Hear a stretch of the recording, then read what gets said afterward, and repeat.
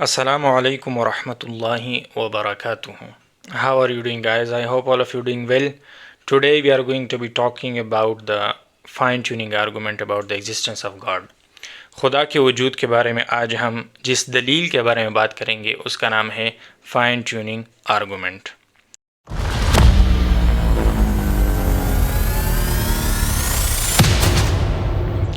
Fine tuning of the universe مطلب کائنات کے فائن ٹیونڈ ہونے کے بارے میں راجر پینروس کہتے ہیں The chance of the existence of the universe is 1 in 10 to the power of 123. This would render the number too large to be written down in full, even if all the protons in the entire universe were used to write a digit on. اور اسی طرح سر Martin raise نے اپنی کتاب just 6 numbers میں ایسے 6 numbers کا ذکر کیا ہے کہ ان 6 نمبرز کے علاوہ لائف کا ہونا اس یونیورس میں ناممکن تھا. مطلب یہ ہے کہ ان 6 اعداد کے سوا لائف کا موجود ہونا اس دھرتی پر، اس زمین پر، اس سولر سسٹم پر اور اس یونیورس میں ناممکن تھا، اور انہی 6 نمبرز کی وجہ سے لائف کا ہونا ممکن ہو چکا ہے. کہکشاؤں، گلیکسیز اور ستاروں سے لے کر کائنات کے چھوٹے ایٹمز تک کائنات کی پوری ساخت ان نمبر سے متعین ہوتی ہیں. یہ کائنات کے بنیادی کانسٹنٹس یعنی مستقل مقدارات ہیں. سائنسدان اس نتیجے پر پہنچ چکے ہیں کہ یہ نمبرز اتنی باقاعدگی سے صحیح نہج پر رکھے گئے ہیں کہ اگر ان میں ایک بال کی مقدار اور حجم کے برابر بھی تبدیلی آ جائے تو کسی قسم کی زندگی وجود پذیر نہیں ہو سکتی کہیں پر بھی. ہمارے پاس کوئی ستارے نہ ہوتے، کوئی زندگی نہ ہوتی، کوئی سیارہ نہ ہوتا اور نہ ہی ہمارے پاس کوئی کیمسٹری ہوتی. مثال لے لے گریویٹی کا، جو کہ گریویٹیشنل کانسٹنٹ سے متعین ہوتی ہیں، کیپٹل جی. اگر ہم اس جی کے 1 in 10 raised to the power 60 مطلب 10 raised to the power 60th حصوں کو بھی تبدیل کر لیں تو ہم میں سے کوئی بھی موجود نہ ہوتا. سمجھنے کے لیے آپ کسی ڈائل کا تصور کریں جس پر 10 raised to the power 60 چھوٹے چھوٹے حصے ہوں یعنی ڈیویژنز ہوں، تو یہ واقعی میں بہت زیادہ لائنز اور ڈیویژنز ہوں گے. اس کا اندازہ آپ اس سے لگا لیں کہ ہمارے بدن میں جو خلیے یعنی سیلز موجود ہیں ان کی کل تعداد بھی صرف اور صرف 10 raised to the power 14 ہے. اور اس سے بھی حیران کن بات آپ کو بتاتا چلوں کہ جب سے وقت شروع ہوا ہے تب سے ہمارے پاس صرف 10 raised to the power 20 seconds گزرے ہیں. اس سے آپ اندازہ لگا لیں کہ 10 raised to the power 60 ڈیویژنز کتنے زیادہ ڈیویژنز ہوں گے. چاہیے تو یہ تھا کہ 10 raised to the power 60 حصوں میں اگر کسی ایک حصے کے مقدار اور میگنیچیوڈ کے برابر جی کی ویلیو میں تبدیلی لائی جاتی تو اس سے جی کی ویلیو اور کائنات کے نظام میں کچھ فرق نہ پڑتا، کیونکہ اتنی چھوٹی value 10 raised to the power 60 parts یعنی حصوں کے مقابلے میں بہت زیادہ کم ہے.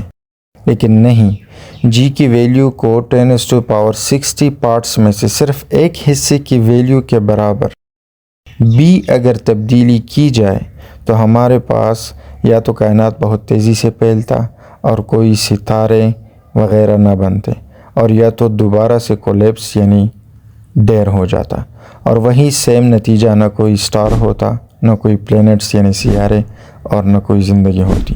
دوسری مثال آپ ایکسپینشن ریٹ کی لے لیں.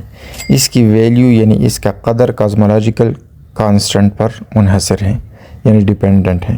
اگر ہم اس کانسٹنٹ کے 10 raised to the power 120 حصے کر لیں، 10 raised to the power 120 کا مطلب 120 حصے نہیں ہیں، بلکہ ایک کے ساتھ 120 صفر اور زیروز لگائیں گے اتنے حصے 10 raised to the power 120 آتے ہیں. تو اگر اب اس کانسٹنٹ کے 10 raised to the power 120 حصوں میں سے کسی ایک حصے کے مقدار یا میگنیچیوڈ کے برابر بھی اس میں تبدیلی کی جائے تو اس سے یہ مسئلہ جنم لیتا کہ یا تو کائنات بہت تیزی سے پھیلتا اور یا تو انتہائی کم رفتار کے ساتھ یعنی سلولی پھیلتا. دونوں حالتوں میں یکسر زندگی کا وجود ناممکن تھا. تیسری مثال لے لیں ماس اینڈ انرجی کا. 13.7 بلین یعنی ارب سال پہلے جو کائنات تھی جسے ہم ارلی یونیورس بھی کہتے ہیں، اگر اس میں 1 part in 10 raised to the power 123 precision के साथ मास और एनर्जी बराबर तकसीम यानी डिस्ट्रीब्यूट ना होती तो हमारे पास आज किसी किस्म की ज़िंदगी नहीं पाई जाती। जहाँ पर फिजिसिस्ट देखते हैं उन्हें फाइन ट्यूनिंग के एग्जांपल्स नज़र आते हैं। सर मार्टिन रीस। एक ज़बरदस्त हकीकत यह है कि नंबर्स को इस तरह से फाइनली एडजस्ट किया गया है और इस तरह से सेट किया गया है ताकि इससे ज़िंदगी का वजूद मुमकिन हो सके। Stephen Hawking. डेविड ड्यूश कहते हैं कि अगर कोई ये दावा करता है कि यूनिवर्स के जो ख़ास खसूसियात हैं इनसे मैं हैरान नहीं हुआ तो वो रेत में अपना सर छुपाकर हकीकत से जी चुरा रहा है, क्योंकि ये स्पेशल और ख़ास खसूसियात बहुत हैरान कुन और अनलाइकली है। इसका मतलब ये है कि इनका ना होना इनके होने पर गालिब था, यानी इनका ना होना प्रॉबेबल था। उन 6 नंबर्स में से सबसे पहला नंबर है 1 times 10 to the power of 12. The number measures the strength of the electrical force that holds atoms together, divided by the force of gravity between them. No creatures could grow larger than insects, and there would be no time for biological evolution. First of all, अगर ये number इससे थोड़ा सा कम होता तो universe में जो creatures है वो इंसेक्ट से ज़्यादा बड़े नहीं हो सकते थे। इसके बारे में वो लिखते हैं कि एक शॉर्ट लिव्ड मिनिएचर यूनिवर्स होता और जो टाइम इनके मुताबिक इवोल्यूशन के लिए दरकार है वो टाइम भी उस टाइम का वजूद भी नामुमकिन था ऐसे यूनिवर्स में अगर ये नंबर थोड़ा सा कम होता।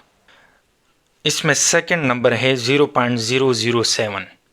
यह नंबर हमें बताता है कि न्यूक्लियाई ऑफ द एटम्स कैसे एक दूसरे के साथ स्ट्रांगली बाइंड है और वो ये लिखते हैं कि अगर ये नंबर 0.007 की जगह 0.006 या 0.008 होता तो वी कुड नॉट एग्जिस्ट, हमारा वजूद ही नहीं होता। थर्ड नंबर को वो ओमेगा कहता है और वो लिखते हैं कि ये हमारे पास यूनिवर्स में जितना मटेरियल है इसके अमाउंट को मेजर करने के लिए यूज़ होता है। If this ratio was too high relative to a particular critical value, then the universe would have collapsed long ago. Had it been too low, no galaxies or stars would have been formed. The initial expansion speed seems to have been finely tuned. Fourth number को वो lambda कहता है। Fortunately for us and very surprisingly to theorists, lambda is very small. Otherwise, its effect would have stopped galaxies and stopped stars from forming, and cosmic evolution would have been stifled before it could even begin. और fifth number के बारे में वो लिखते हैं कि the fifth number is Q, the seed for all cosmic structures. The fabric of our universe depends on this number Q, which represents the ratio of two fundamental energies and is roughly 1 by 100,000 in value. If Q were even smaller, the universe would be inert and structureless. And conversely, if Q were even larger, the universe would be a violent place in which no stars or solar systems could survive, one dominated by vast black holes. और six number के बारे में वो लिखते हैं The sixth crucial number has been known for centuries, although it is now viewed from a new perspective. It is the number of spatial dimensions in our world. D equals to 3. Life would not exist if D were 2 or 4, with time being a fourth dimension distinctively different from the others. और sir Martin रीज इन 6 numbers के हवाले से ये भी लिखते हैं कि These 6 numbers constitute a recipe for the universe. Moreover, the outcome is sensitive to their values. If any one of them were to become untuned, there would be no stars and no life. Sir Martin रीज ये लिखते हैं कि असल में ये 6 numbers सारे के सारे यूनिवर्स के लिए एक रेसिपी के तौर पर काम करते हैं। मतलब यूनिवर्स کا وجود ہی ان ریسیپیز کی وجہ سے ہی، ان 6 نمبرز کی وجہ سے، اگر ان میں سے ایک کو بھی انٹیونڈ کیا جائے تو نہیں ہمارے پاس سٹارز ہوں گے اور نہیں ہمارے پاس یہ یونیورس اور اس پہ موجود لائف ہوگی۔ تو اب اس فائنلی ٹیونڈ کائنات کی بہترین وضاحت کیا ہو سکتی ہیں؟ ہمارے پاس 3 آپشنز ہیں۔ Number 1 necessity, number 2 chance, number 3 design. Necessity کا مطلب لازمی اور ضروری، یعنی بالضرورہ، یعنی ضرورت کی بنیاد پر۔ نمبر 2 چانس، چانس کا مطلب ہے اتفاقاً، امکان یا اتفاق سے۔ اور ڈیزائن کا مطلب ہے ڈیزائن اور منظم منصوبے کا نتیجہ۔ پہلے نمبر آپشن کے مطابق یونیورس یعنی کائنات کو ایک ایسا کائنات ہونا ضروری تھا کہ جس کائنات پر زندگی کا لازماً ہونا ضروری ہو۔ مطلب یہ کہ کائنات کے لیے کسی اور طریقے سے ہونا ناممکن اور محال تھا، اور یہ کہ نمبرز کا کسی اور طریقے سے ہونا ناممکن تھا۔ کیا یہ بات ٹھیک ہے؟ اور کیا ایسے کائنات کا ہونا ناممکن ہے کہ جہاں پر زندگی نہیں پائی جا سکتی؟ کیوں نہیں؟ یہ صرف ممکن ہی نہیں بلکہ ہمارے کائنات کے مقابلے میں کسی ایسے کائنات کا ہونا بہت زیادہ پرابیبل، لائکلی اور غالباً بھی ہے جہاں پر لائف نہیں پائی جا سکتی۔ دوسری اہم بات کہ کانسٹنٹس اور کوانٹیٹیز کو لاز آف نیچر متعین نہیں کرتے، اس لیے ہمارے پاس کوئی خاص وجہ اور دلیل نہیں ہے کہ فائن ٹیوننگ بالضرورہ یعنی نیسیسٹی کی وجہ سے ہے۔ چانس کے بارے میں آپ کا کیا خیال ہے؟ کیا ہم بہت زیادہ لکی ہو سکتے ہیں؟ کیا ہمارا لک بہت زیادہ اچھا ہو سکتا ہے؟ یہ بات لاجک سے بہت ہی زیادہ دور ہے۔ بعض دہری سائنسدان اس آپشن کو زندہ رکھنے کے لیے طبیعیات یعنی فزکس سے ما بعد طبیعیات، میٹا فزیکل، اسپریچول اور ایک خیالی دنیا کی طرف چلے جاتے ہیں اور ملٹی ورس کے ذریعے اس کو ایکسپلین کرنے کی کوشش کرتے ہیں۔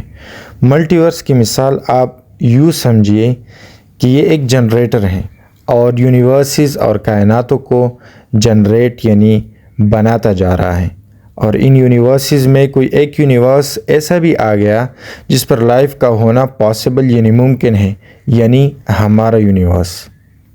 لیکن اس ملٹی ورس کے وجود کے لیے کوئی سائنٹیفک ایویڈنس موجود نہیں ہے، نہ تو اسے ڈیٹیکٹ کیا جا سکتا ہے، نہ قابل مشاہدہ ہے، نہ اسے ناپا اور تولا جا سکتا ہے، اور نہ ہی اسے ثابت کیا جا سکتا ہے۔ اور یہ جنریٹر خود جو دڑا دڑ یونیورس بنا رہا ہے، اس کے لیے خود بھی صحیح طریقے سے فائنلی ٹیونڈ ہونا ضروری ہے۔ تو اس لیے ملٹی ورس فائن ٹیوننگ کی وضاحت نہیں کر سکتا، اور یہ کہ فائن ٹیوننگ چانس کا نتیجہ نہیں ہے۔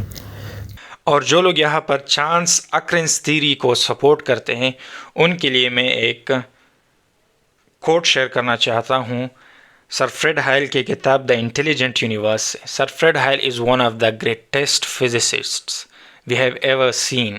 He says the universe as observed by the astronomers would not be large enough to hold the monkeys needed to write even one scene from Shakespeare, or to hold their typewriters, and certainly not the waste paper baskets needed for the rubbish they would type.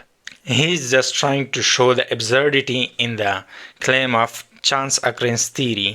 اور بالکل اسی طرح Princeton university کے biologist professor Edwin کانکلنگ بھی یہی لکھتے ہیں۔ The probability of life originating from accident is comparable to the probability of the unabridged dictionary resulting from an explosion in a printing shop. تو پروفیسر ایڈون یہ کہتے ہیں کہ اگر کوئی یہ مانے کہ یونیورس بائی ایکسیڈنٹ یونیورس اور اس میں جو زندگی ہے، لائف، حادثاتی طور پر وجود میں آئی ہے، تو یہ کلیم اس سے زیادہ ابزرڈ ہے اگر کوئی یہ مانے کہ پرنٹنگ شاپ میں اور بک شاپ میں ایک دھماکہ ہوا اور اس دھماکے کے نتیجے میں ہمارے پاس ایک ڈکشنری بنی۔ یہ ماننا کہ ایک ڈکشنری بنی ایک دھماکے کے نتیجے میں خود بخود، یہ اتنی غیر معقول بات نہیں ہے جتنی کہ یہ ایک غیر معقول بات ہے کہ لائف خود بخود حادثاتی طور پر وجود میں آ گئی۔ اور بالکل اسی طرح کریسی موریسن بھی اپنی کتاب man does not stand alone میں لکھتے ہیں Suppose you take 10 pennies and mark them from 1 to 10. Put them in your pocket and give them a good shake. Now try to draw them out in sequence from 1 to 10, putting each coin back in your pocket after each draw. Your chance of drawing number 1 is 1 to 10. Your chance of drawing 1 and 2 in succession, 1 in 100. Your chance of drawing 1, 2 and 3 in succession would be 1 in 1,000. Your chance of drawing 1, 2, 3 and 4 in succession would be in 10,000 and so on until your chance of drawing from 1 to number 10 in succession would reach the unbelievable figure of 1 chance in 10 billion. The object in dealing with so simple a problem is to show how enormously figures multiply against chance. और दूसरी जगह Fred Hoyle फिर से इस chance occurrences theory को debunk करते हैं और इस नोशन को वो रिफ्यूट करते हैं कि रैंडमनेस की वजह से यूनिवर्स और इसमें ये जो लाइफ है वो वजूद में आ गई होगी. वो लिखते हैं, imagine a blind folded person trying to solve the Rubik cube. The chance against achieving perfect color matching is about 5 0 0 0 0 0 0 0 0 0 0 0 0 0 0 0 0 0 0 0 2 1. मतलब यह है कि अगर आप किसी बंदे के आंखों पर पट्टी बांध दें और उसको एक रूबिक क्यूब दे दें कि इसको आप हल कर लें और परफेक्ट कलर मैचिंग आना चाहिए, तो उस बंदे के उस रूबिक क्यूब को हल करने के चांसेस वो इतने ट्राइज में सिर्फ एक चांस ऐसा आ सकता है कि वो हल कर लें. He further says these odds are roughly the same as those against just one of our body's 200,000 proteins having evolved randomly by chance.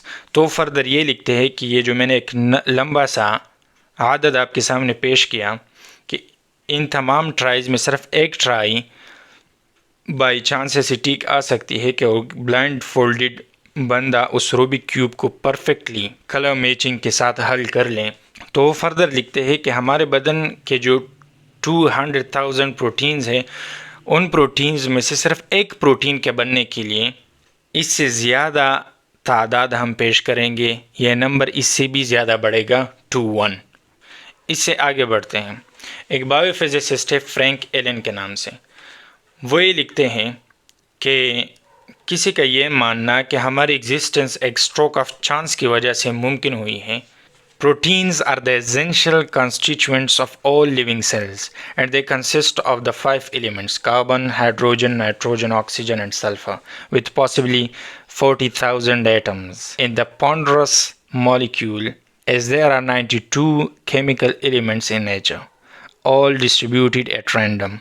The chance that these 5 elements may come together to form the molecule, the quantity of matter that must be continually shaken up, and the length of time necessary to finish the task can all be calculated. A Swiss mathematician, Charles Eugene Goye, has made the computation and finds that the odds against such an occurrence are 10 raised to the power 160 to 1, or only one chance in 10 raised to power 160. That is 10 multiplied by itself 160 times, a number far too large to be expressed in words. The amount of matter to be shaken together to produce a single molecule of protein would be millions of times greater than that in the whole universe. For it to occur on the earth alone would require many, almost endless billions, that is 10 raised to the power 243 of years. और इतनी तो हमारे पास खुद ज़मीन की उम्र भी नहीं है.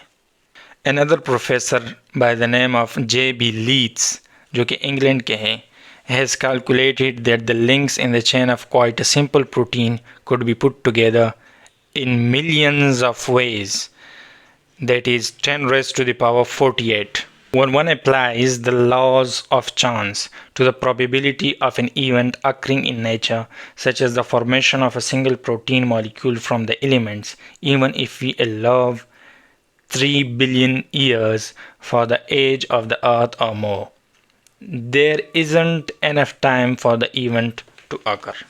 اور یہاں پر ہم یہ زندگی کی بات نہیں کر رہے، لائف اٹسیلف کی بات نہیں کر رہے ہیں، بلکہ زندگی کے لیے ایک بنیادی کنسٹیچوئنٹ دیٹ از پروٹین، اس کی بات کر رہے ہیں.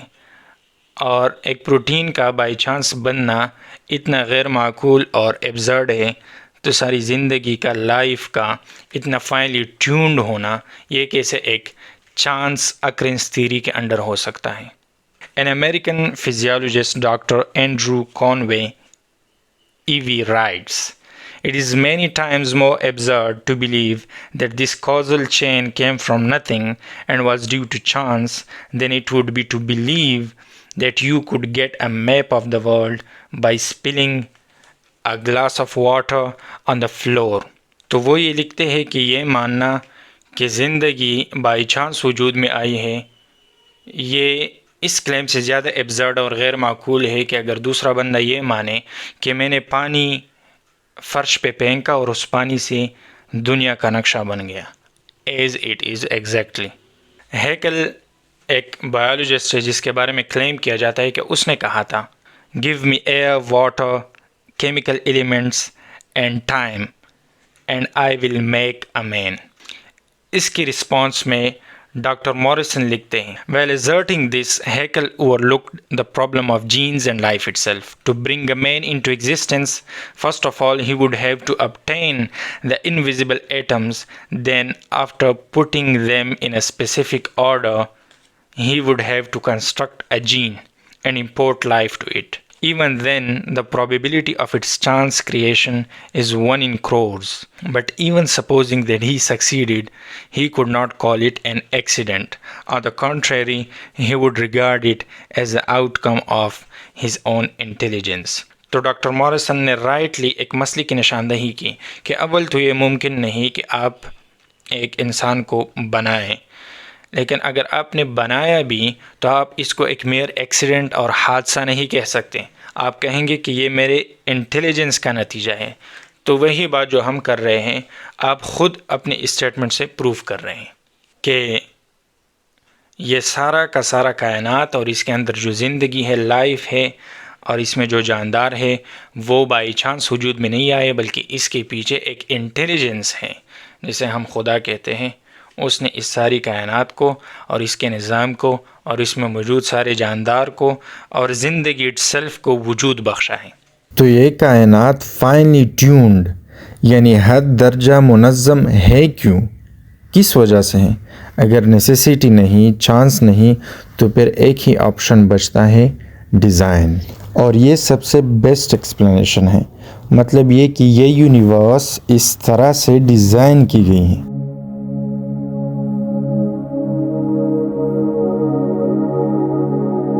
ہم کامن سینس کے ذریعے ان حقائق کی تعبیر کچھ یوں نکال سکتے ہیں کہ کافی زیادہ ذہنیت والا کوئی ہے جس نے فزکس کو یوں بنایا، اور نیچر میں کوئی بلائنڈ فورسز نہیں ہے جن کے بارے میں ہم یہ کہہ سکتے ہیں کہ یہ حقائق ان کی وجہ سے ہیں.